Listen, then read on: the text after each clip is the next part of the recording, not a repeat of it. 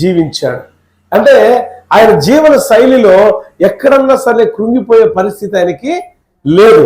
అంటే నేను అనుకుంటున్నా, నా మట్టుకు నా విశ్వాస జీవితాన్ని బట్టి, నా ఆత్మీయ అనుభవాన్ని బట్టి అబ్రహాములో ఏం చూశాడంటే శ్రద్ధ చూశాడు.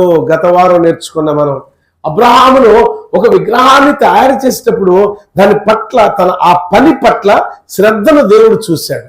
ఆమేన్, హల్లెలూయా. మనం ఒక పని చేస్తున్నామంటే శ్రద్ధ ఉండదు.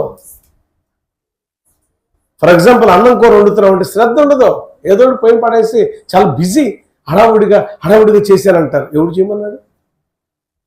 పొద్దున్నే లేచి నీ కాలకృత్యాలు తీర్చుకొని చక్కగా ప్రారంభించు. నీ భర్తకి నీ బిడ్డలకు మంచి ఆహారం పెట్టు. ఏందమ్మా అన్నం ఎటు చేసావు, ఏందమ్మా కూర ఎటు చేసావు అనుకుంటుంది అని శ్రద్ధ లేదా నీకు? నువ్వు తినటానికైతే శ్రద్ధ కదా. అబ్రహాం అలాగా. అబ్రహాం సంతానం అలా ఉండరు. మనం తింటున్నా, మన పక్కవారు తింటున్నా శ్రద్ధ ఉండాలా? ఏమన్నా చెప్పండి. విగ్రహాన్ని తయారు చేసేటప్పుడు ఉన్న శ్రద్ధ, కుటుంబ పరిపాలన విషయంలో శ్రద్ధ, తండ్రి చనిపోతే తన తల్లిని తన వారందరిని కూడా శ్రద్ధగా చూసేవాడు. చూసే విషయంలో ఎక్కడ కూడా రాజీకి వచ్చేవాడు కాదు. ఇలాంటి క్యారెక్టర్ కలిగిన అబ్రహాముని ఎవరు చూశారు అని అంటే దేవుడు చూశాడు.